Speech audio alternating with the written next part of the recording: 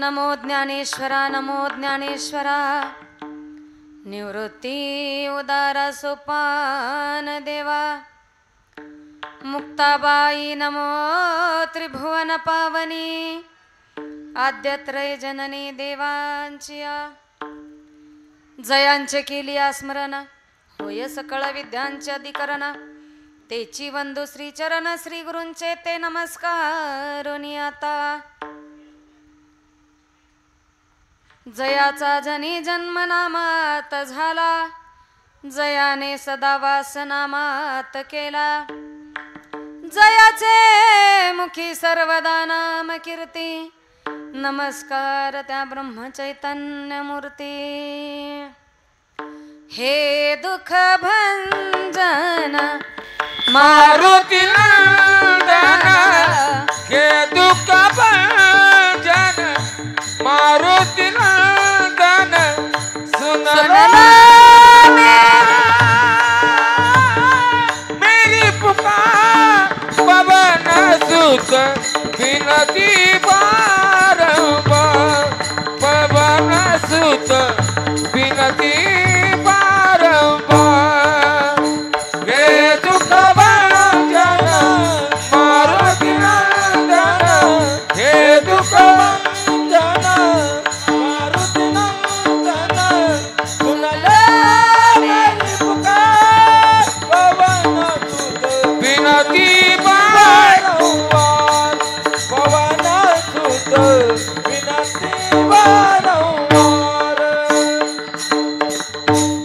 वारंवार सर्व मंगल मांगल्ये शिवे सर्वार्थ साधिके शरण्ये त्र्यंबके गौरी नारायणी नमस्तुते आता वंदू रंग भूमिका कीर्तने उभे होते लोकाटाळ मृदंग श्रोते देखा तया माझे नमन दंडवत ऐसे नमन करुनी सकळा हरी कथा बोलवी बोबडिया बोला अज्ञान म्हणून आपुलिया बाळा चालवी सकळा नामा म्हणे विठ्ठल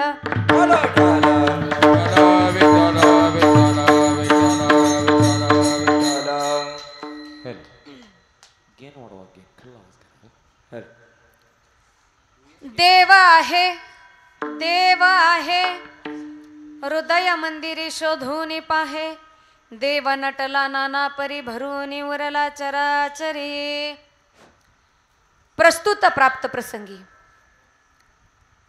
अखिल गुणनिधान करुणा उरणालय रुक्मिणी प्राण संजीवन जगदाधार करुणाशील अशा भगवान परमात्म्याच्या निस्सीम कृपेने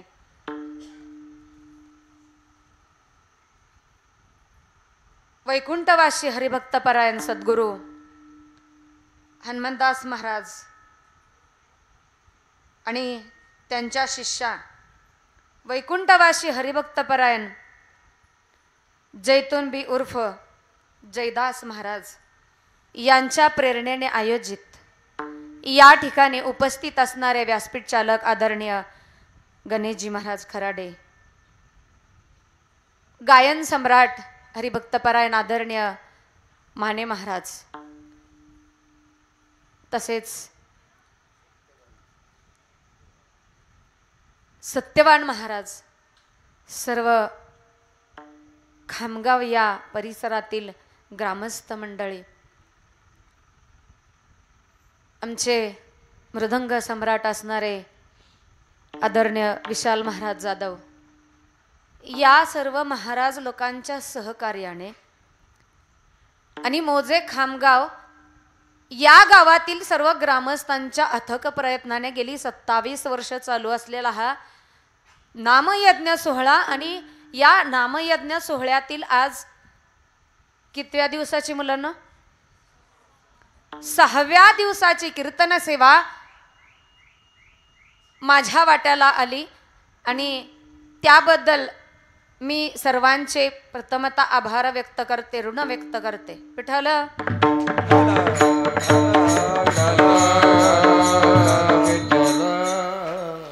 या कीर्तन रूपी सेवेसाठी घेतलेला अभंग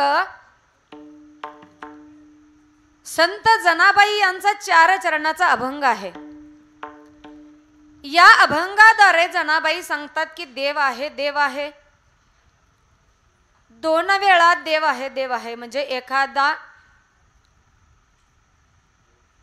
जाप किंवा एखादा अक्षर जर 2 वेळा आलं तर त्याला दुरुक्ती असं म्हणतात.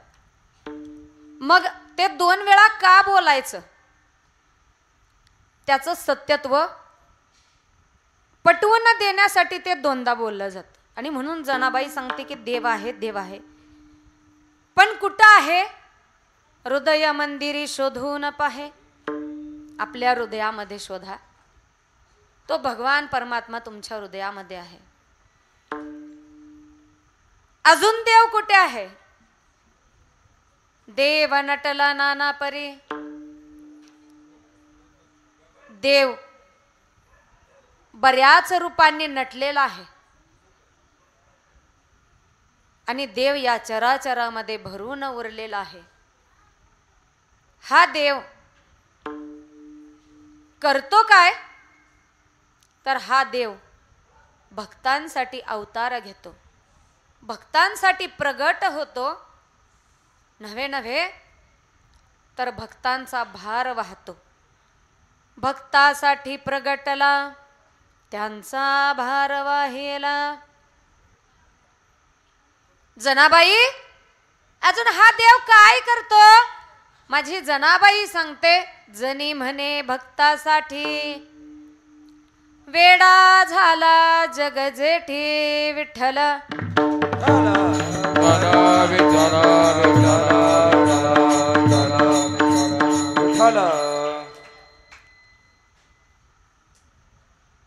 अभंगाचा सरळ भावार्थ मी तुमच्यापर्यंत पोहोचवला.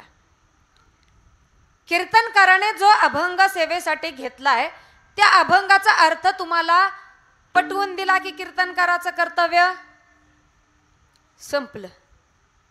कीर्तनाचा अर्थ, कीर्तनाचा अभंगाचा अर्थ तुम्हाला समजला की कीर्तन कीर्तन बोला की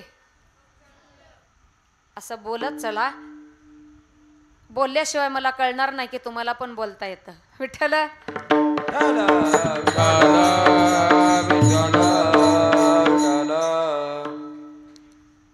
तुम्ही कदाचित बऱ्याच जणांकडून ऐकलं हे असेल की जर एखाद्या बोलण्याचा अर्थ आपल्याला नाही समजला तर काय होतं? तर काहीतरी अघटित घडतं किंवा वेगळं घडतं. एका सासूबाईने सुनबाईला सांगितलं, सुनबाई खूप सुशिक्षित होती ना, खेडेगावात आली नांदायला आणि सासूबाईने सांगितलं, सुनबाई मी जरा बाहेर जाऊन आले, तू काय कर, आपल्याकडे पोळ्याचं जेवण बनवायचं आहे तर तू काय कर, आता जेवण सगळं स्वयंपाक सगळा बनवून झालेला आहे, तू काय कर की आता पापड घे आणि भाजीत, पापड घे आणि भाजीत. सुनबाईने सांगितलं, हो आत्याबाई. सासू बाहेर निघून गेले. सुनबाईने डब्यातले पापड काढले आणि त्या घराच्या पाठीमागं शेत होतं, त्या शेतात भाजी लावली होती. सुनबाईने ते पापडाचं भांड घेतलं आणि भाजीत जाऊन बसली. कळलं का तुम्हाला? तुमच्याकडे लोक हसत पण नाहीत का? सासूबाईला सांगायचं होतं की पापड डब्यातून काढ आणि गॅसवर किंवा चुलीवर किंवा त्या कढईमध्ये भाज. पण सुनबाईने काय केलं की ते पापडाचं भांड घेतलं आणि भाजीत जाऊन बसले. म्हणजे बोललेल्या वाक्याचा अर्थ व्यवस्थित तुम्हाला समजला पाहिजे, हे महत्वाचं आहे. मग मी जो अभंग घेतला त्या अभंगाचा अर्थ मी तुम्हाला सरळ सांगितला की देव आहे, जनाबाई सांगते. पण जनाबाईने का सांगितलं देव आहे? जनाबाईला या गोष्टीचा अनुभव आहे. ज्या जनाबाईचा अभंग सेवेसाठी घेतलाय त्या जनाबाईचा अधिकार काय? जनाबाई पाहिलं तर सगळ्यांना माहितीये की माझी जनाबाई हे नामदेवांच्या घरची दासी होती, दासी. आणि फक्त जनाबाई त्याच युगापुरती दासीपद म्हणून जन्माला आली नाही, तर ज्या नामदेव महाराजांच्या घरी माझी जनाबाई दासीचं काम करत होती तेच दासीपद घेऊन माझी जनाबाई 4 युग त्या नामदेव महाराजांबरोबर आणि भगवान परमात्म्या बरोबर जन्माला आली. विठ्ठल विठ्ठला विठ्ठला विठ्ठला विठ्ठला विठ्ठला विठ्ठला. प्रमाणासहित जर सांगायचं म्हटलं तर चयुगाचा भक्त नामा उभा कीर्तनी, नामा उभा कीर्तनी, पाठीमागे डोळे लावून उभी ती जणी. ते नामदेव महाराज कीर्तनात उभे राहतात आणि नामदेव महाराजांच्या पाठीमागं टाळ घेऊन माझ्या जनाबाईनं उभं राहावं. आणि नुसतं टाळ घेऊन उभं राहायचं नाही बरं का. माझ्या जनाबाईने ज्ञानोबारायांना सांगावं, जनी म्हणे ज्ञानदेवा बोला अभंग. ज्ञानदेवांना सांगावं जनाबाईंनी आणि कीर्तनामध्ये नामदेव महाराजांच्या पाठीमागं उभा राहावं. आणि खरं तर अजूनही खंत आहे काही ठिकाणी की महिलांचं कीर्तन काही ठिकाणी मान्य नाही.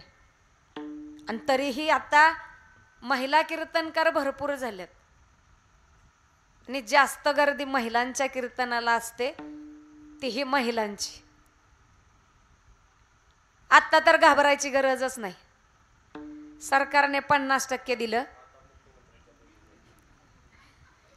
50% आरक्षण दिलं सरकारने आपल्याला. आणि त्याच्याही पेक्षा आता आपण मुख्यमंत्र्यांच्या लाडक्या बहिणींना जमा झाले ना 3-3 हजार. यंदाची राखी पौर्णिमा म्हणजे काय गरगरीतच. सख्या भावाला राखी बांधायची गरजच नाही. विठ्ठल विठ्ठला विठ्ठला विठ्ठला विठ्ठला विठ्ठला. गरजच नाही. सख्खी बहीण सख्या भावाला म्हणते. आमच्या महाराष्ट्राच्या लाडक्या भावाने लाडक्या बहिणींना खात्यामध्ये 3-3 हजार दिलेले आहेत. तू काय देणार ते सांग, तरच राखी बांधणार. नाहीतर असं कोण म्हणलं नाही ना, म्हणू नका. कारण हे 3 हजार किती दिवस मिळणार आहेत हे माहित नाही.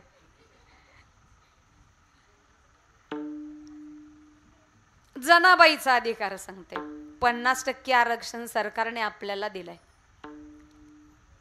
आणि खरं तर आलं ओघानं म्हणून सांगते, माझ्या जनाबाईचा अधिकार खूप मोठा आहे.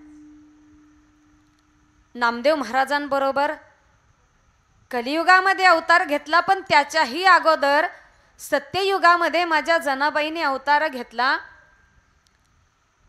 पद्मा नावाची दासी म्हणून. दुसऱ्या अवतारामध्ये राम अवतारामध्ये जिने कैकेयीचे कान भरले आणि श्रीराम प्रभूंना वनवासाला पाठवलं. कोण हो? जिने मंत्र दिला म्हणून ती मंथरा. म्हणून कोणी नाव ठेवत नाही हो. आता आहे का कोणाचं नाव? मंथरा नाव आहे का कुणाचं? आहे का तुमच्या गावात? काही नाव आहे का कुणाचं? कौशल्या पण नाही. तुमच्या गावात काही राम नाही. विठ्ठल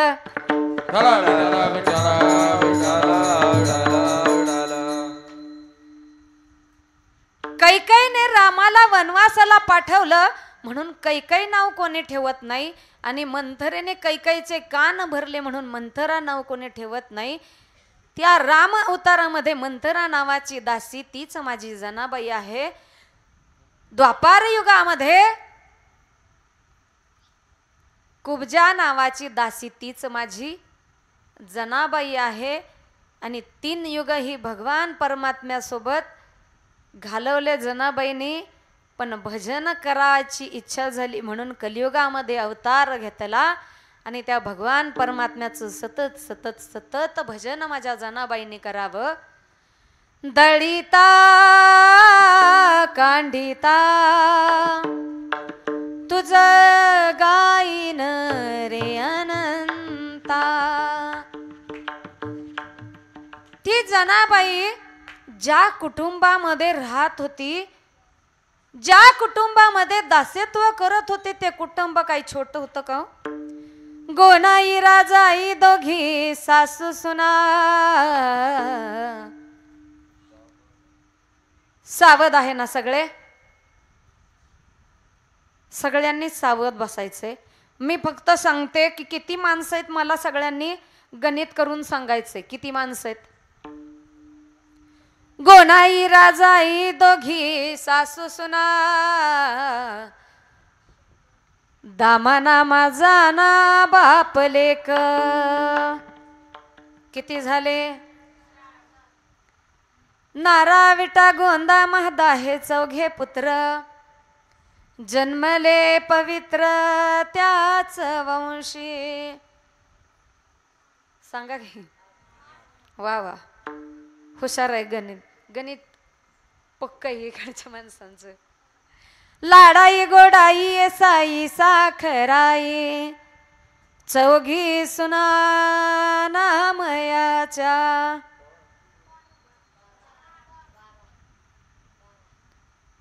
लिंबाई लेकी आऊबाई ती बहिणी वेडी पिसी ती जनी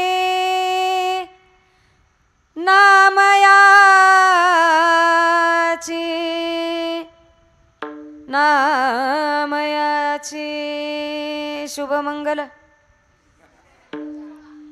झोपलेली माणसं येतील कुणाचं लग्न लागलं चला एक पंगत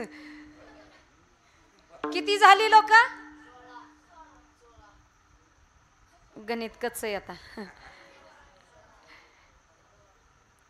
एकूण 14 माणसांचं कुटुंब आहे आणि त्यामध्ये माझी जनाबाई दास्यत्व करते आणि दास्यत्व करत असताना जे नामदेवराय भगवंताचे लाडके भक्त त्या नामदेवरायांच्या घरी त्या भगवंताचं भजन करत करत काम करते आणि म्हणून त्या भगवान परमात्म्याला त्या जनाबाईचं काम करण्यासाठी यावं लागलं काय काम करावं देवाने त्या जनाबाईचं झाडलोट करी जनी जनाबाईने झाडलोट करावी आणि कचरा भरण्यासाठी भगवान परमात्म्याने यावे केर भरी चक्र पाणी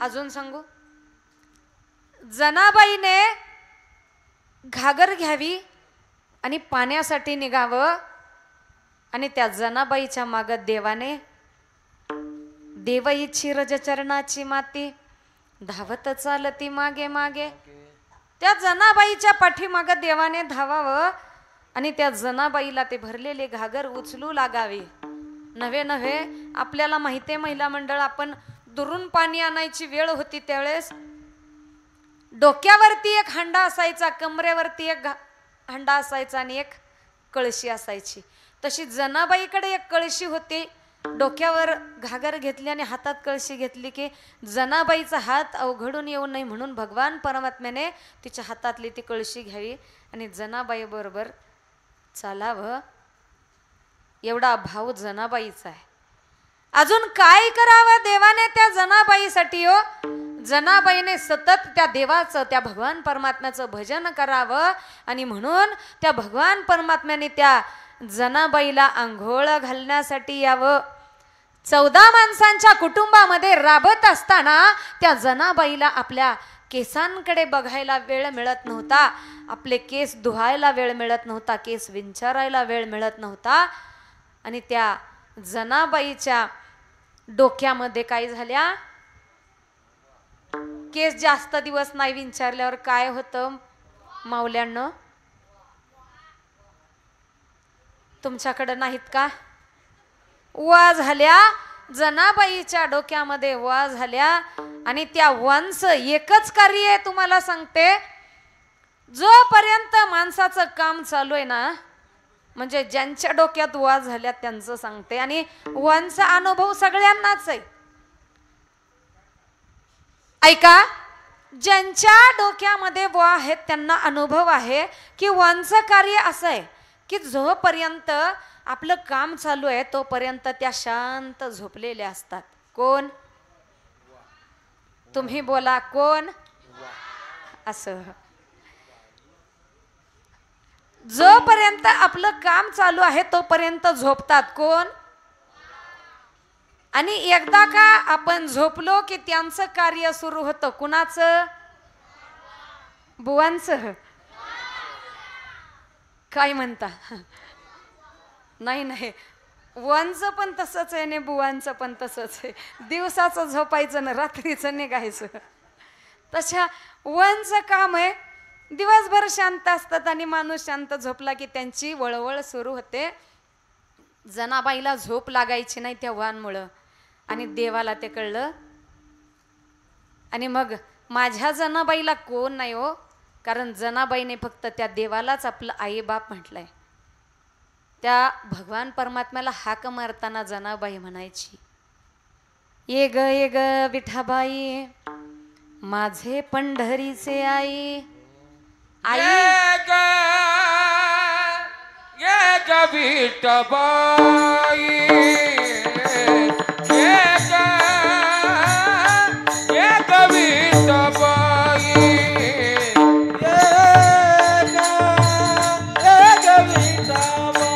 देखो आवाज देखो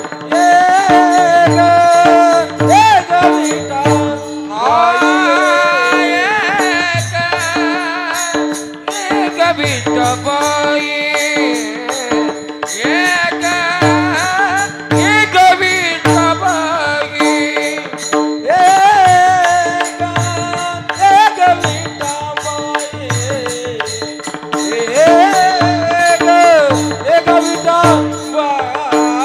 माझे पंढरीचे आई माझे पंढरीचे आई पंढरीचे आई भीमा आणि चंद्रभागा भीमा आणि चंद्रभागा माझे पंढरीचे आई माझे पंढरीचे आई पंढरीचे आई भीमा आणि चंद्रभागा भीमा आणि चंद्रभागा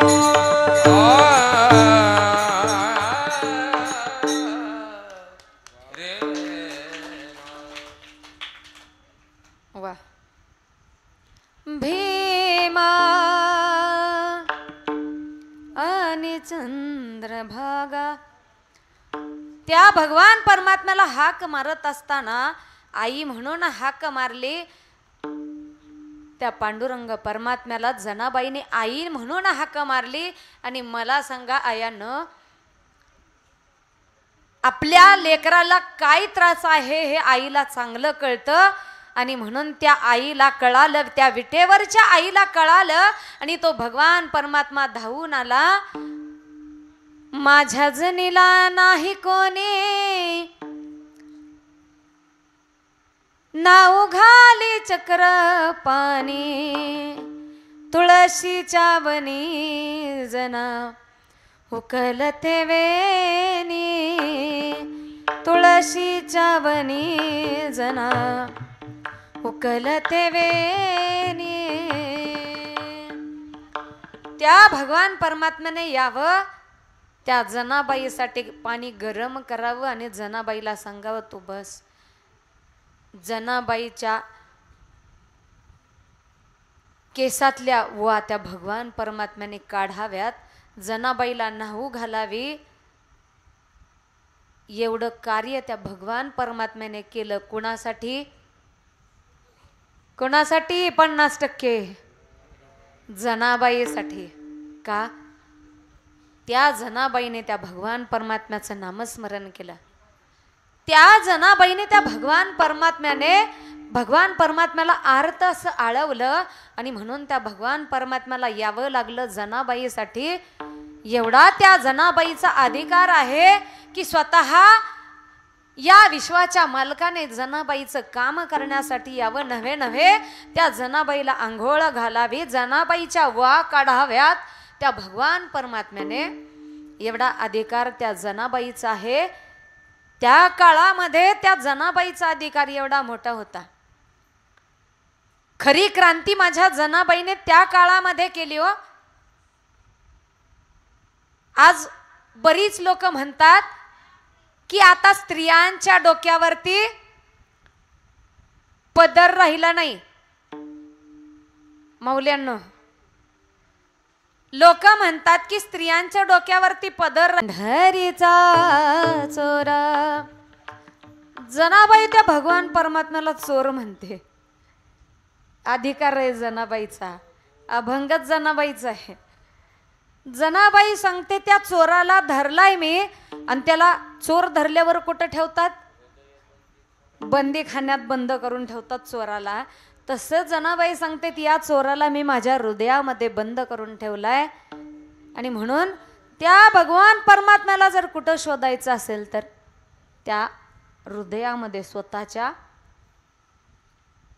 शोधिसी मानवा रावळे मंदिरे नांदत देवा आपुल्या अंतरी शोधिसी मानवा रावळे मंदिरे. कुठे आहे भगवान परमात्मा? तुम्ही शोधताय कुठं? तुम्ही जर इतरत्र शोधत असाल तर तो भगवान परमात्मा तुमच्या हृदयामध्ये आहे.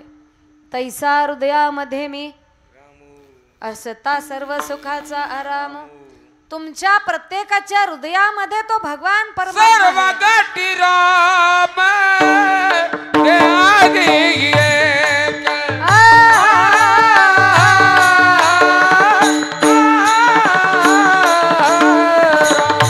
सर्व गटी राम ते आधी एक. सर्व गटी राम ते आधी एक.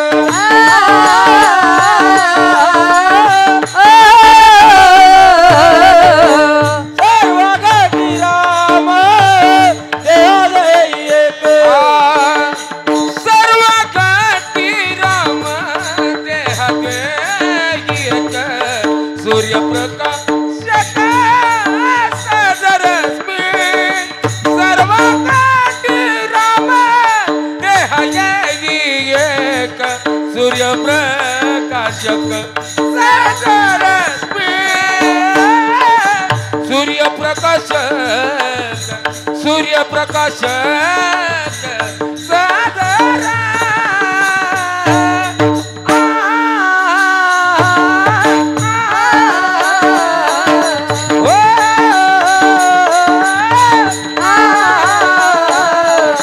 हरि मुखे माना हरि मुखे माना हरि मुखे माना हरि मुखे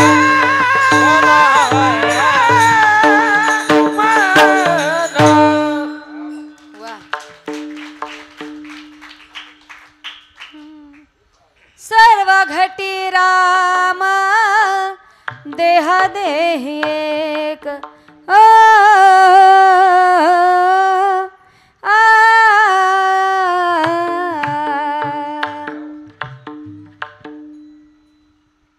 गायन असं वाटतं ऐकतच राहावं. सुंदर. तो भगवान परमात्मा सगळ्यांच्या हृदयामध्ये आहे. सर्वा घटी राम देहा देही एक. सूर्यप्रकाशक सहस्र रश्मी. माऊलींनी उदाहरणासहित सांगितलंय तो भगवान परमात्मा तुमच्या हृदयामध्ये आहे. पण तो कसा आहे की जसा सूर्य उगवल्यानंतर त्याचा प्रकाश सगळीकडे असतो तसा तो भगवान परमात्मा तुमच्या हृदयामध्ये आहे. कुठे शोधिशी रामेश्वरन कुठे शोधिशी काशी. तो भगवान परमात्मा तुमच्या हृदयामध्ये आहे. अहो त्या भगवान परमात्म्याला साठवण्याचं काम ही संतांनी केलं. पहिला चोर माझ्या जनाबाईने धरला सौता महाराजांनी आपल्या हृदयामध्ये त्या भगवान परमात्म्याला जागा दिली आणि एकतर महात्मा असा होऊन गेला की त्याला या जगातल्या कुठल्याही वस्तूशी काहीही घेणं देणं नाही हो. त्याला विचारावर आहे तुझा भगवान परमात्मा कुठं आहे, तो सरळ आपली छाती फाडतो आणि दाखवतो. श्रीराम जनक बेटे हैं मेरे सीने में, श्रीराम जानकी बेटे हैं मेरे सीने में, श्रीराम जानकी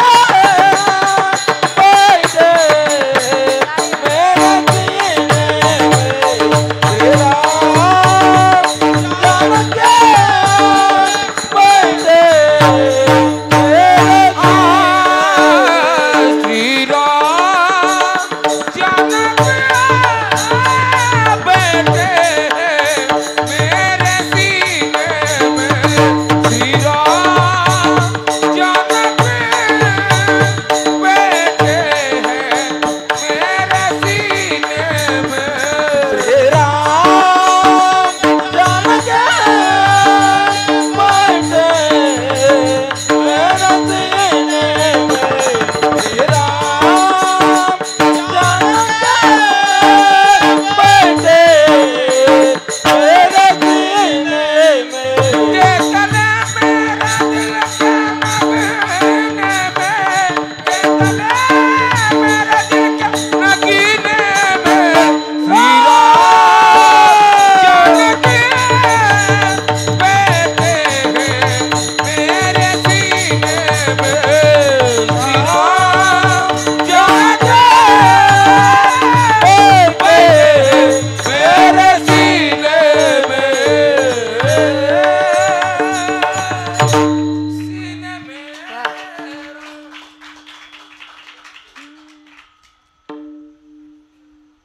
त्या हनुमंतरायांनी आपली छाती फाडून दाखवाव की तो भगवान परमात्मा आणि भक्त श्रीराम प्रभू एकटेच आहेत का. श्रीराम जानकी बैठे हैं मेरे सीने में, श्रीराम प्रभू माझ्या सीता मैया सोबत माझ्या हृदयामध्ये आहेत. एवढी उदाहरणं आहेत या. धन्य त्याची माता, धन्य त्याचा पिता, धन्य त्याची माता, धन्य त्याचा पिता, धन्य त्याची माता, धन्य त्याचा पिता, धन्य त्याची माता, धन्य त्याचा पिता, त्याची माता, धन्य त्याचा पिता, धन्य त्याची माता, धन्य त्याचा पिता, धन्य त्याची माता, धन्य त्याचा वा वा धन्य त्याची माता, धन्य त्याचा पिता, धन्य त्याची माता, धन्य त्याचा पिता, साठविला दाता त्रैलोक्याचा, धन्य त्याची माता, धन्य त्याचा पिता, साठविला दाता त्रैलोक्याचा, धन्य त्याची माता, धन्य त्याचा पिता, धन्य त्याची माता, धन्य त्याचा पिता, धन्य त्याची माता, धन्य त्याचा पिता, धन्य त्याची माता, धन्य त्याचा पिता.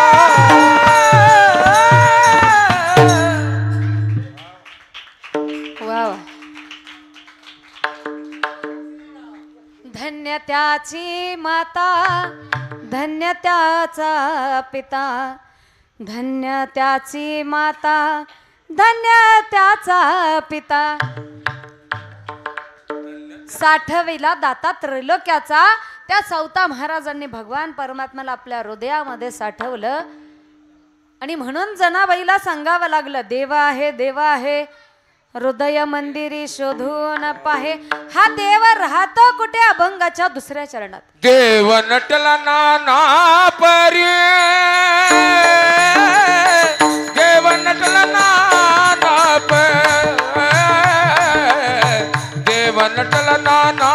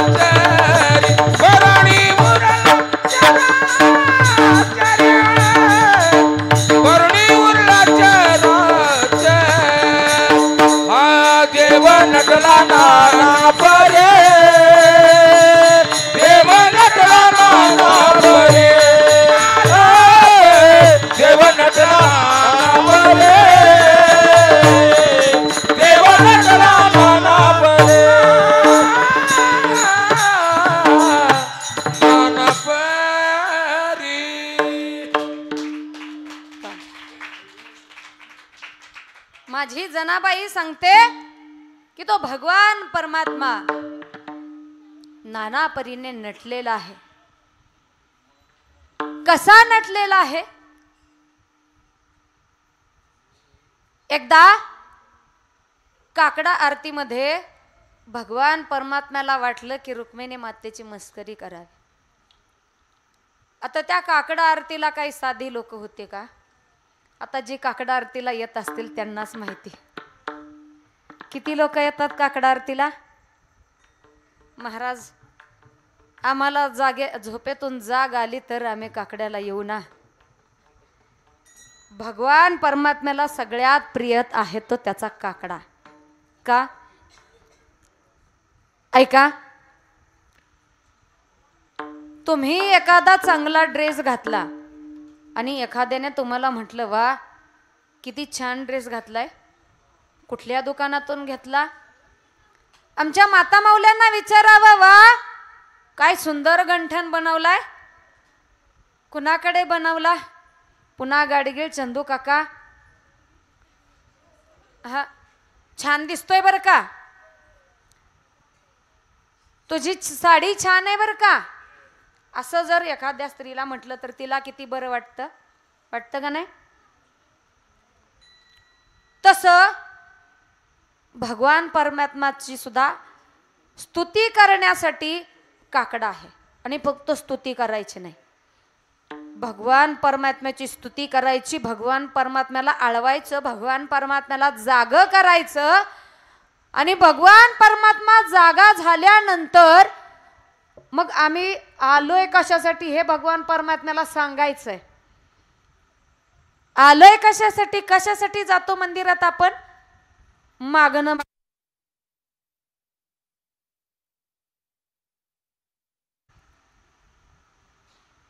आम्हाला सुद्धा लोक बोलतात की व्यासपीठावरती उभा राहतात पण डोक्यावरती पदर नाही. वैयक्तिक मला तरी असं वाटतं की व्यासपीठावर उभा राहिल्यानंतर चिंतन तुम्हाला सांगायचं, त्या देवाचं चिंतन करायचं का त्या डोक्यावरचा पदर सावरत बसायचं?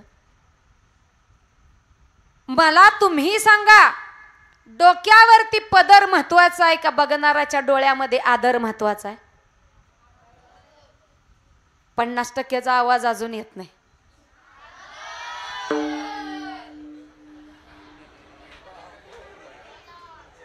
स्त्रीच्या डोक्यावरती पदर आहे की नाही हे महत्वाचं नाही, बघणाऱ्याच्या डोळ्यामध्ये आदर किती आहे हे महत्वाचं आहे. विठ्ठल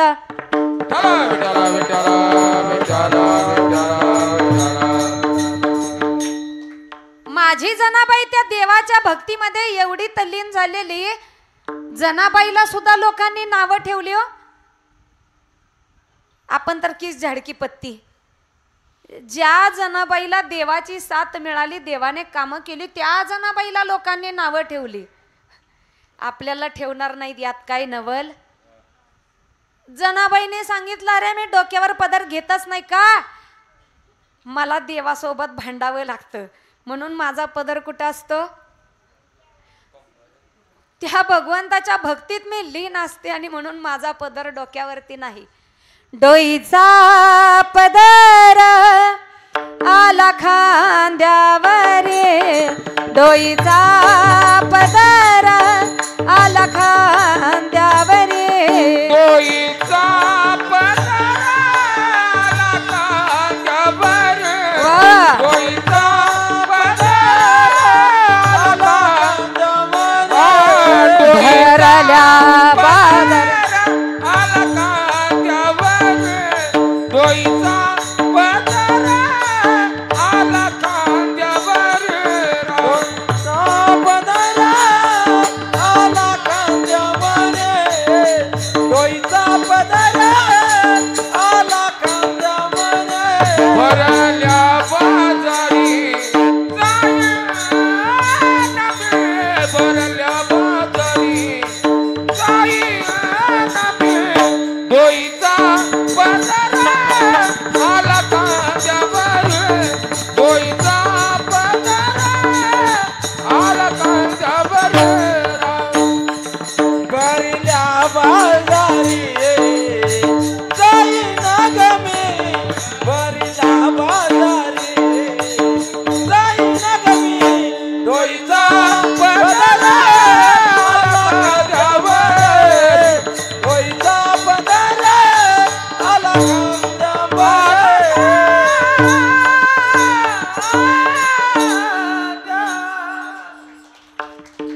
डोईचा आवाज कमी झालाय. डोईचा पदर आला खांद्यावरी भरल्या बाजारी जाईन मी. का सांगते जनाबाई, आता मज कोणी काही म्हणा, हातामध्ये टाळ खांद्यावरी विना. तुम्हाला काही नावं ठेवायचे ते ठेवा. मी काय केलंय? पंढरीच्या पेटे मांडियेले पाल, तुम्ही घाला तेल. तुम्हाला काही नावं ठेवायचे ते ठेवा, कारण मी त्या भगवान परमात्म्यासाठी, जनी म्हणे देवा झाले मी येसवा, त्या भगवान परमात्म्यासाठी बरं का. एवढा अधिकार जनाबाईचा आहे. ज्या जनाबाईचा अभंग सेवेसाठी घेतला, ही क्रांती माझ्या जनाबाईने त्या काळामध्ये केली. आता कलियुगामध्ये स्त्रीला 50% आरक्षण भेटलंय. ऐका, जरा शांत कीर्तन ऐका. या कलियुगामध्ये स्त्रीला 50% आरक्षण भेटलंय. स्त्री सुशिक्षित झाली. स्त्री मोठ्या मोठ्या हुद्द्यावरती काम करते. पंतप्रधान सुद्धा स्त्री झाली. कोण होत्या पंतप्रधान? कोण होत्या? राष्ट्रपती कोण होत्या?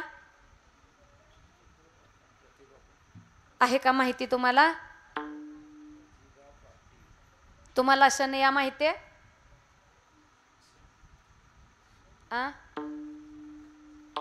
नाही माहिती? ठरलं तर मग माहिती आहे? माहिती आहे का? तुम्हाला बाकी सगळं माहिती आहे, फक्त महाराष्ट्र आपल्या राष्ट्रपती कोण झाल्या, पंतप्रधान कोण झाल्या ते सांगता येणार नाही. बरोबर? आता या वर्षात नवीन आलेलं गाणं कोणतं मुलांना? हा, नवीन आलेलं गाणं गेल्या वर्षी आलेलं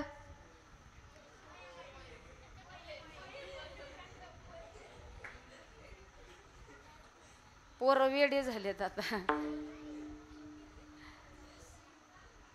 विठ्ठल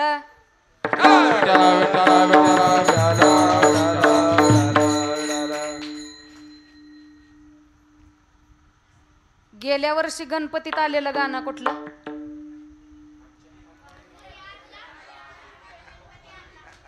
हाणला का आणला? असं आपल्या देशाबद्दल, आपल्या राष्ट्राबद्दल सुद्धा आपल्याला माहिती हवी. या कलियुगामध्ये स्त्री स्वतंत्र झाली, स्त्री सुशिक्षित झाली, स्त्री मोठमोठ्या हुद्द्यावरती काम करते, स्त्री खूप मोठी झाली.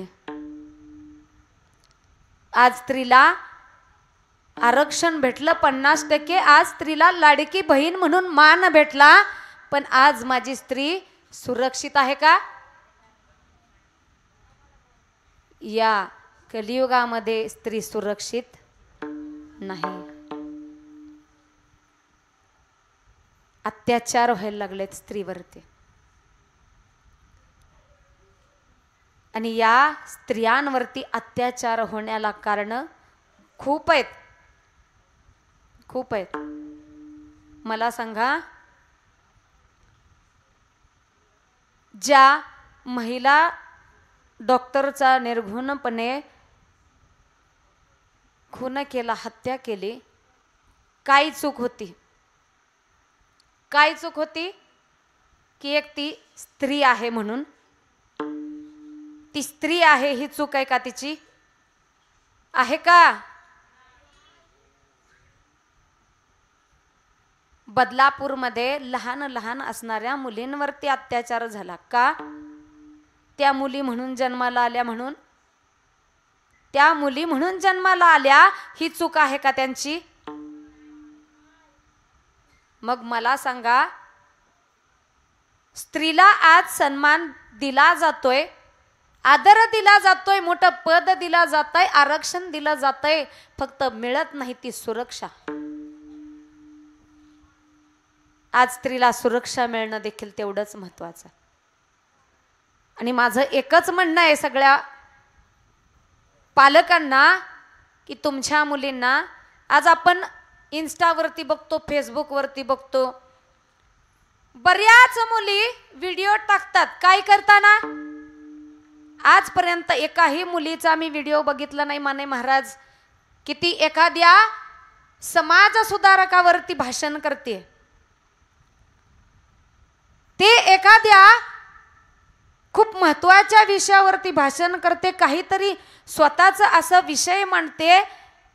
एकही मुलगी बघितली नाही. बरेच व्हिडिओ अशा इन्स्टावरती बघितले, फेसबुकवरती बघितले की ज्या व्हिडिओमध्ये व्हिडिओ चालू करतात आणि कुठल्या ना कुठल्या गाण्यावरती नाचत असतात.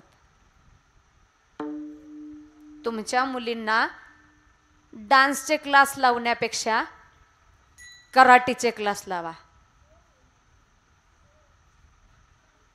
तुमच्या मुलींना कुस्तीच्या मैदानात पाठवा.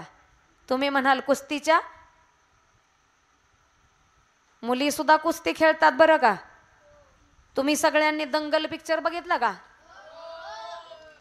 बघितलाय ना दंगल पिक्चर? हा, त्यात कुठला हिरो आहे बापाची भूमिका केलेला? त्या दंगल पिक्चर मध्ये बापाची भूमिका कोणी केली? तेवढं तरी माहिती असू द्या. हा, ज्या आमिर खानने गजनी केला त्याच आमिर खानने दंगल पिक्चर मध्ये बापाची, आणि नुसत्या बापाची नाही तर खरा बाप कसा असतो हे त्या दंगल पिक्चर मध्ये दाखवलं. की त्या बापाला वाटत होतं की माझ्या पोटी मुलगा जन्माला नाही आला याची मला खंत नाही, पण माझ्या पोटी मुली जरी जन्माला आल्या ना तरी त्या मुली काय करू शकतात हे त्या पिक्चर मध्ये दाखवलंय. आणि पिक्चर बघायचे असतील तर तसे पिक्चर बघा जेणेकरून तुम्हाला प्रेरणा मिळेल. विठ्ठल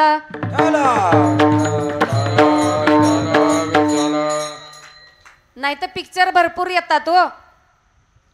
थिएटर मध्ये जाऊन पिक्चर बघायचा, लांबचं सांगतच नाही, थिएटर मध्ये जाऊन सैराट बघायचा आणि घरी येऊन बॅग भरून पळून जायचं. सैराट. आणि नुसती पोरच सैराट नाही झाले, नुसत्या पोरीत सैराट नाही झाले. अहो त्या सैराटचं गाणं लागलं ना झिंगाट की म्हातारी माणसं सुद्धा झिंगाट होतात. विठ्ठल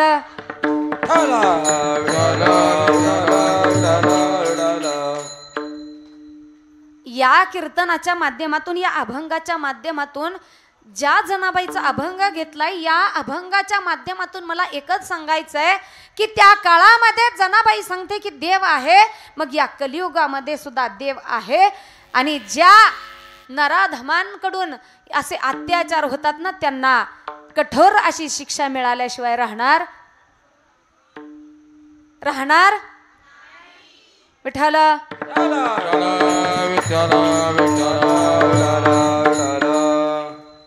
त्या भगवान परमात्म्याचा अनुभव आहे.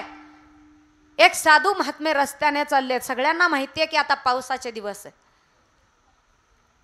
साधू महात्मे सकाळी सकाळी रस्त्याने चाललेत आणि साधू महात्म्यांचं एकच काम असतं, दिन रजनी हाची धंदा गोविंदाचे पोवाडे.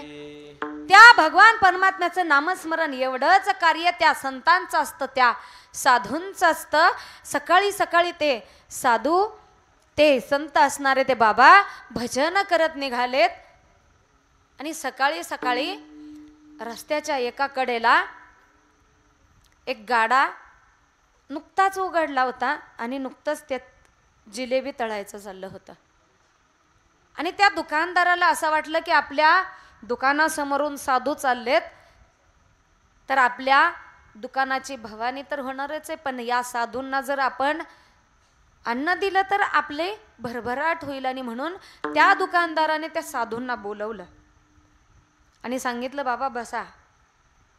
महाराज म्हणले, अहो कशाला, तेवढीच तुमची संत सेवा.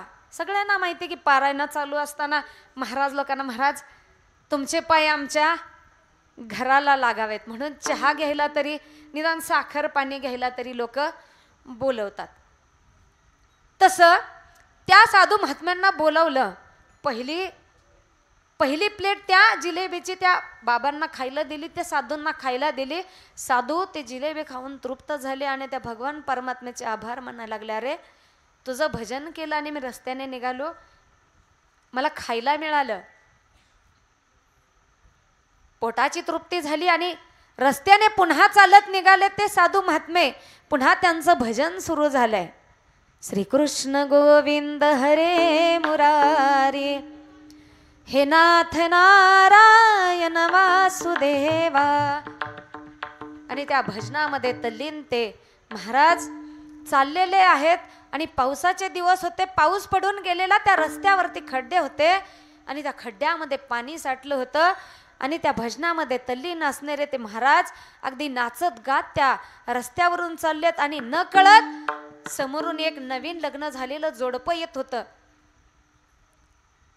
ते बाबा भजनामध्ये दंग आहेत आणि नाचत असताना, भजनामध्ये गात असताना त्या महाराजांचा पाय त्या खड्ड्यामध्ये पडले आणि त्या खड्ड्यातलं चिखलाचं ते घाण असं पाणी त्या नवीन येणाऱ्या जोडप्यातल्या त्या नवरीच्या अंगावरती उडालं. आणि जसं अंगावरती ते पाणी उडालं तसा तिच्या सोबत असणारा तिचा पती धावत त्या महाराजांकडे आला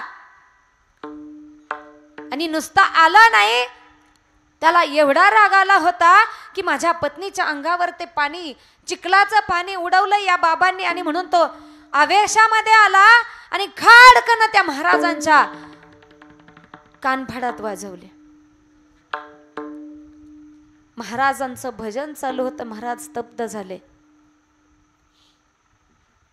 क्षणभर शांत झाले आणि विचार करायला लागले. अरे काही वेळापूर्वी एका दुकानदाराने मला बोलवलं, मला गोड असं खायला दिलं, मी त्या भगवान परमात्म्याचं भजन करत निघालो आणि काय झालं, या माणसाने मला का मारलं असेल.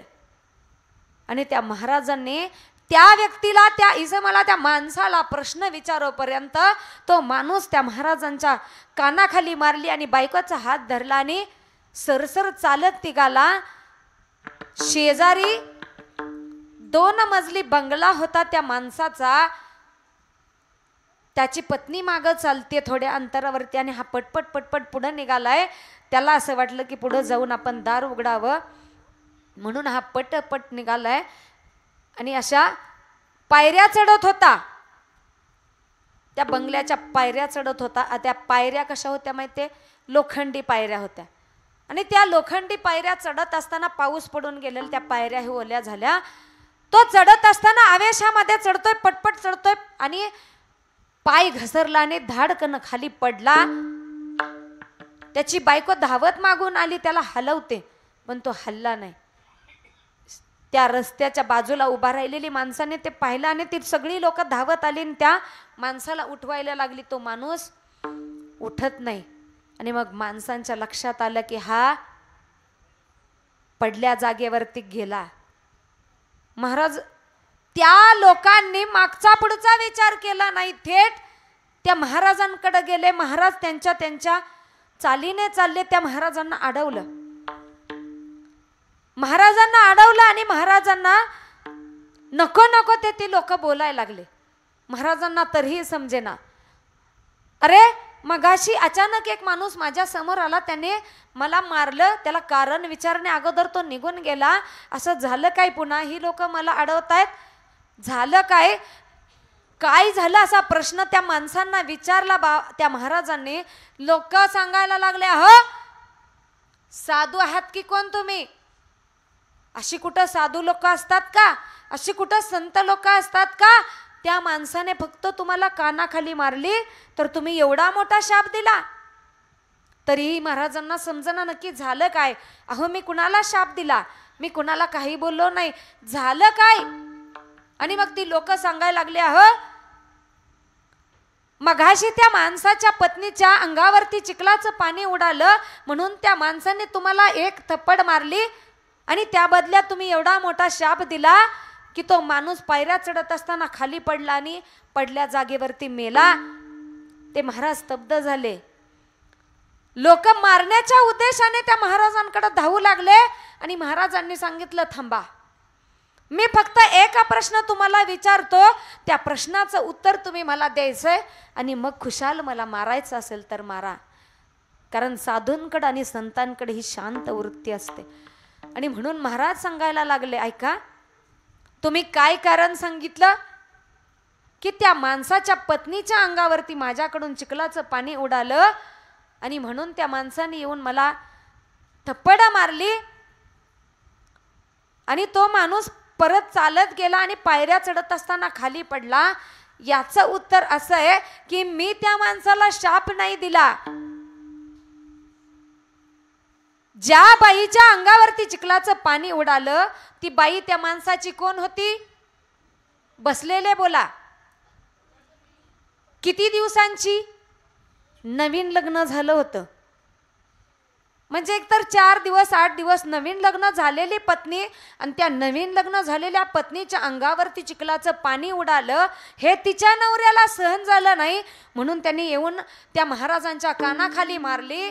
मग ते महाराज सांगतात, ऐका, अरे 4 दिवसाची बायको आलेल्या त्या नवऱ्याला सहन झालं नाही की चिखलाचं पाणी उडालेलं आणि माझी काहीही चूक नसताना, माझ्या ध्यानीमनी नसताना जे कृत्य घडलं त्या कृतीबद्दल त्या माणसाने मला कानाखाली मारलेली त्या माझ्या भगवान परमात्म्याला कशी सहन होईल ज्याचं माझ्यावरती जन्मजन्मी प्रेम आहे. विठ्ठल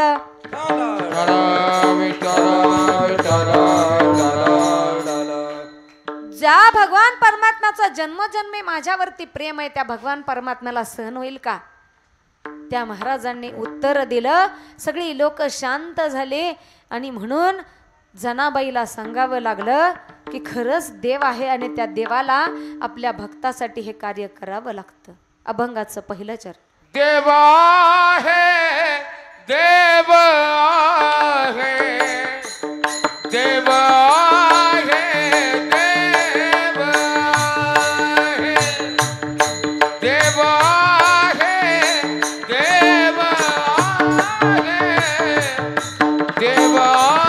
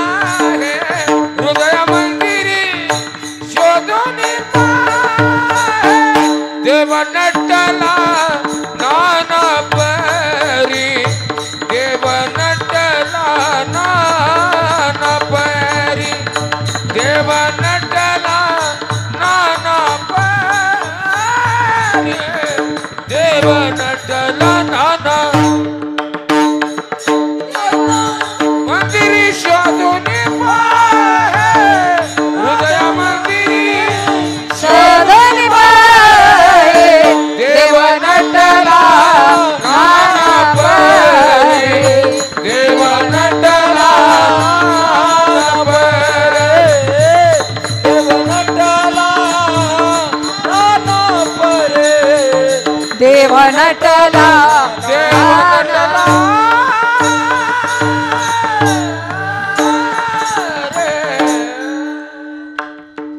आणि म्हणून देव आहे. या पहिल्या चरणामध्ये दुरुक्ती आहे. देव आहे, देव आहे. कुठं आहे देव? जनाबाईने या चरणाच्या उत्तरार्धात सांगितलं आहे. हृदय मंदिरी शोधून पाहे. का? जनाबाईने अनुभव घेतलाय.